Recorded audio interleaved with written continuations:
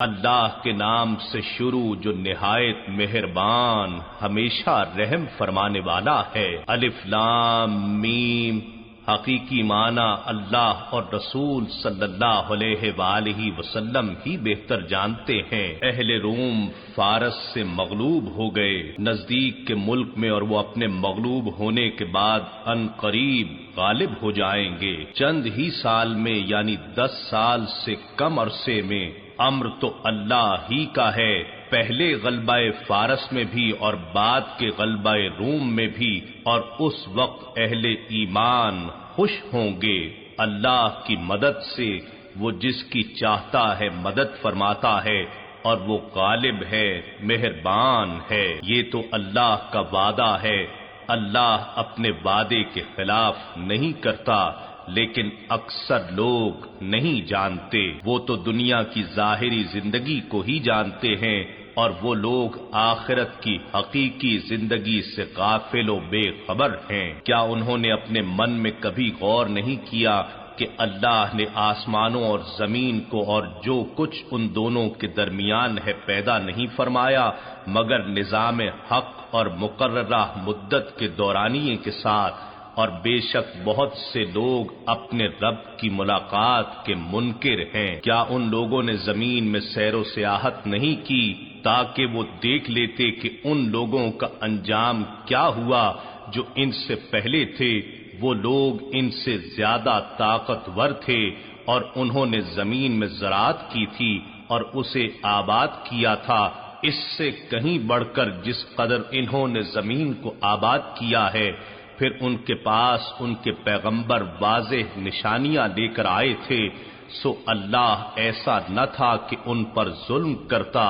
لیکن وہ خود ہی اپنی جانوں پر ظلم کر رہے تھے۔ پھر ان لوگوں کا انجام بہت برا ہوا جنہوں نے برائی کی، اس لیے کہ وہ اللہ کی آیتوں کو جھٹلاتے اور ان کا مذاق اڑایا کرتے تھے۔ اللہ مخلوق کو پہلی بار پیدا فرماتا ہے، پھر وہی اسے دوبارہ پیدا فرمائے گا، پھر تم اسی کی طرف لوٹائے جاؤ گے۔ اور جس دن قیامت قائم ہوگی تو مجرم لوگ مایوس ہو جائیں گے، اور ان کے خود ساختہ شریکوں میں سے ان کے لیے سفارشی نہیں ہوں گے، اور وہ بالآخر اپنے شریکوں کے ہی منکر ہو جائیں گے۔ اور جس دن قیامت برپا ہوگی اس دن لوگ نفسا نفسی میں الگ الگ ہو جائیں گے۔ بس جو لوگ ایمان لائے اور نیک اعمال کرتے رہے تو وہ باغات جنت میں خوشحال و مسرور کر دیے جائیں گے، اور جن لوگوں نے کفر کیا اور ہماری آیتوں کو اور آخرت کی پیشی کو جھٹلایا تو یہی لوگ عذاب میں حاضر کیے جائیں گے۔ بس تم اللہ کی تسبیح کیا کرو جب تم شام کرو یعنی مغرب اور عشاء کے وقت، اور جب تم صبح کرو یعنی فجر کے وقت، اور ساری تعریفیں آسمانوں اور زمین میں اسی کے لیے ہیں۔ اور تم تسبیح کیا کرو سحپہر کو بھی یعنی عصر کے وقت، اور جب تم دوپہر کرو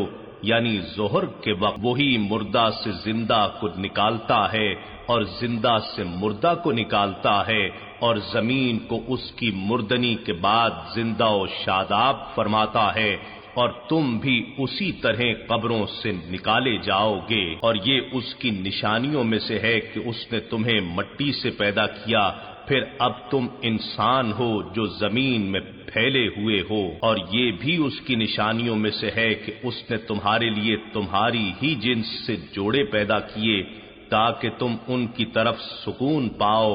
اور اس نے تمہارے درمیان محبت اور رحمت پیدا کر دی۔ بے شک اس نظام تخلیق میں ان لوگوں کے لیے نشانیاں ہیں جو غور و فکر کرتے ہیں۔ اور اس کی نشانیوں میں سے آسمانوں اور زمین کی تخلیق بھی ہے، اور تمہاری زبانوں اور تمہارے رنگوں کا اختلاف بھی ہے۔ بے شک اس میں اہل علم و تحقیق کے لیے نشانیاں ہیں۔ اور اس کی نشانیوں میں سے رات اور دن میں تمہارا سونا، اور اس کے فضل یعنی رزق کو تمہارا تلاش کرنا بھی ہے۔ بے شک اس میں ان لوگوں کے لیے نشانیاں ہیں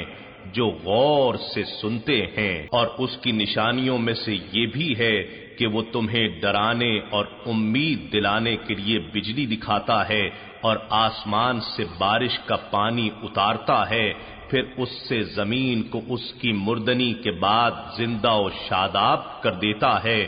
بے شک اس میں ان لوگوں کے لیے نشانیاں ہیں جو عقل سے کام لیتے ہیں، اور اس کی نشانیوں میں سے یہ بھی ہے کہ آسمان و زمین اس کے نظام امر کے ساتھ قائم ہیں، پھر جب وہ تم کو زمین سے نکلنے کے لیے ایک بار پکارے گا تو تم اچانک باہر نکل آؤ گے، اور جو کچھ آسمانوں اور زمین میں ہے سب اسی کا ہے، سب اسی کے اطاعت گزار ہیں، اور وہی ہے جو پہلی بار تخلیق کرتا ہے پھر اس کا اعادہ فرمائے گا، اور یہ دوبارہ پیدا کرنا اس پر بہت آسان ہے، اور آسمانوں اور زمین میں سب سے اونچی شان اسی کی ہے،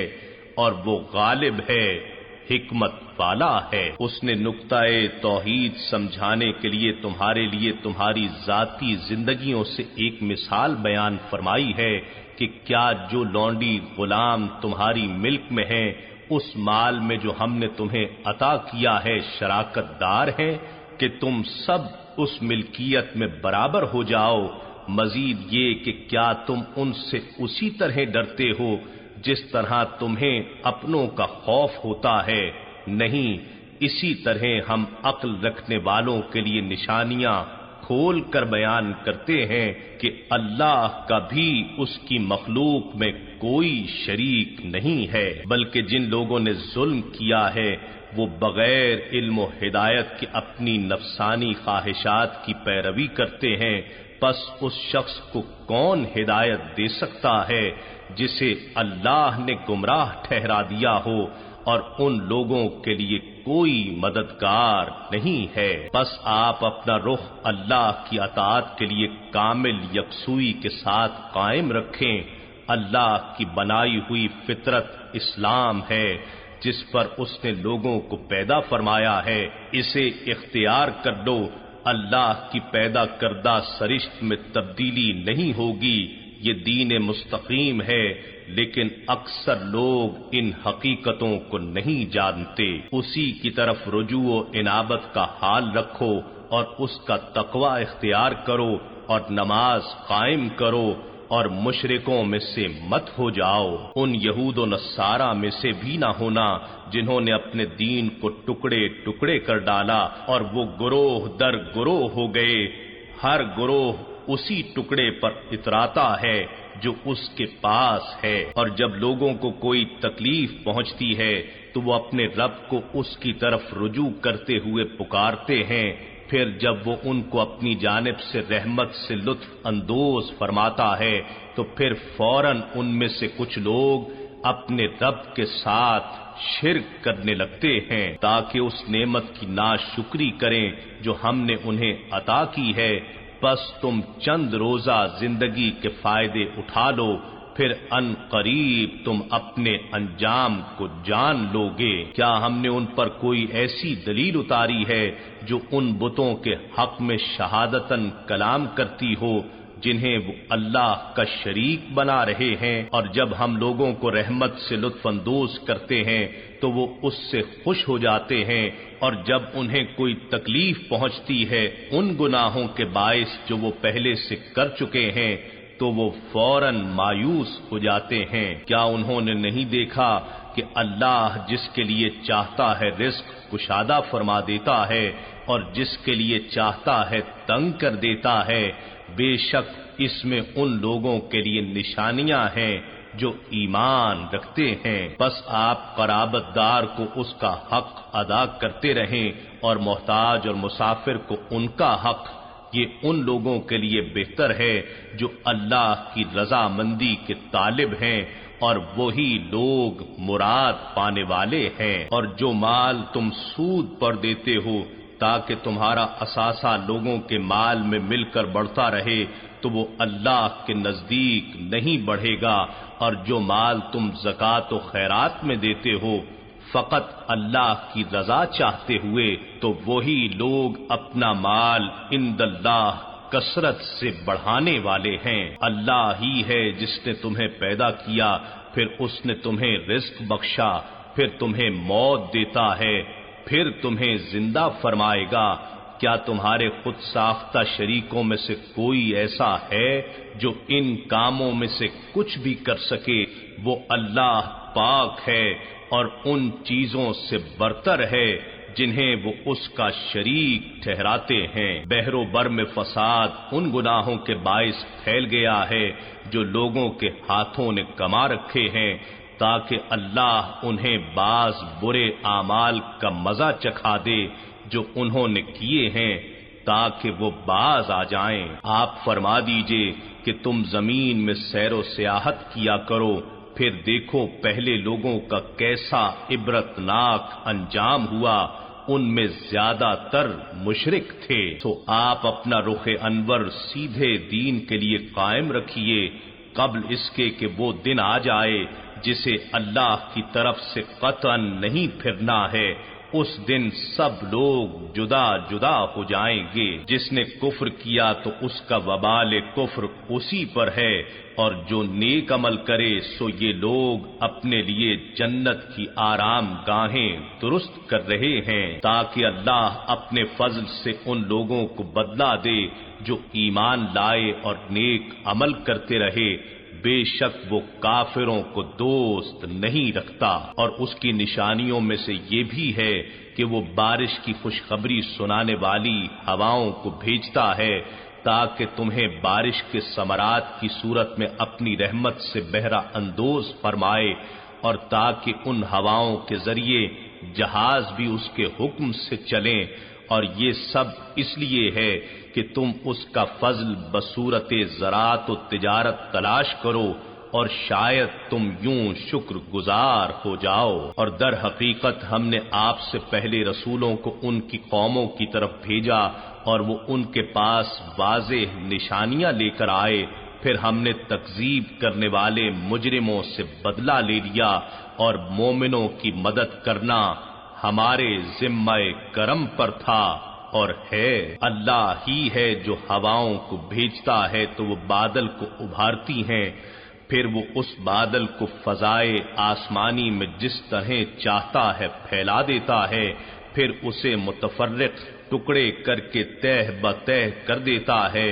پھر تم دیکھتے ہو کہ بارش اس کے درمیان سے نکلتی ہے، پھر جب اس بارش کو اپنے بندوں میں سے جنہیں چاہتا ہے پہنچا دیتا ہے تو وہ فوراً خوش ہو جاتے ہیں، اگرچہ ان پر بارش کے اتارے جانے سے پہلے وہ لوگ مایوس ہو رہے تھے۔ سو آپ اللہ کی رحمت کے اثرات کی طرف دیکھیے کہ وہ کس طرح زمین کو اس کی مردنی کے بعد زندہ فرما دیتا ہے۔ بے شک وہ مردوں کو بھی اسی طرح ضرور زندہ کرنے والا ہے، اور وہ ہر چیز پر خوب قادر ہے۔ اور اگر ہم خشک ہوا بھیج دیں اور وہ اپنی کھیتی کو زرد ہوتا ہوا دیکھ لیں تو اس کے بعد وہ پہلی تمام نعمتوں سے کفر کرنے لگیں گے۔ اے حبیب، بے شک آپ نہ تو ان کافر مردوں کو اپنی پکار سناتے ہیں اور نہ بدبخت بہروں کو،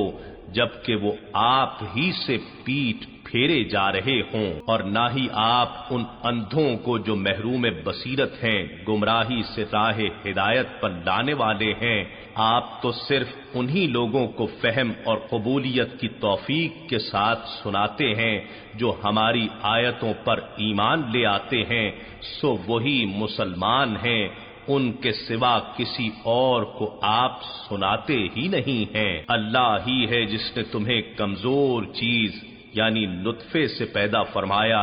پھر اس نے کمزوری کے بعد قوت شباب پیدا کی، پھر اس نے قوت کے بعد کمزوری اور بڑھاپا پیدا کر دیا۔ وہ جو چاہتا ہے پیدا فرماتا ہے، اور وہ خوب جاننے والا بڑی قدرت والا ہے۔ اور جس دن قیامت برپا ہوگی مجرم لوگ قسمیں کھائیں گے کہ وہ دنیا میں ایک گھڑی کے سوا ٹھہرے ہی نہیں تھے، اسی طرح وہ دنیا میں بھی حق سے پھرے رہتے تھے، اور جنہیں علم اور ایمان سے نوازا گیا ہے ان سے کہیں گے در حقیقت تم اللہ کی کتاب میں ایک گھڑی نہیں بلکہ اٹھنے کے دن تک ٹھہرے رہے ہو،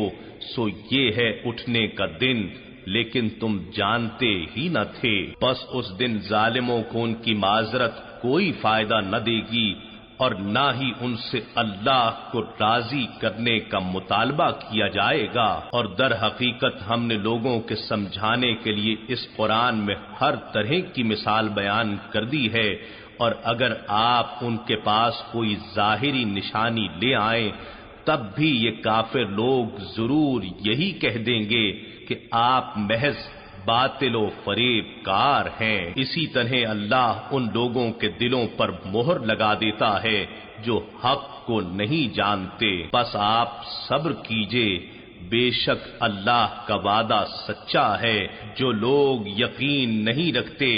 کہیں ان کی گمراہی کا غم اور ہدایت کی فکر آپ کو کمزور ہی نہ کر دیں، اے جان جہاں ان کے کفر کو غم جان نہ بنا لیں۔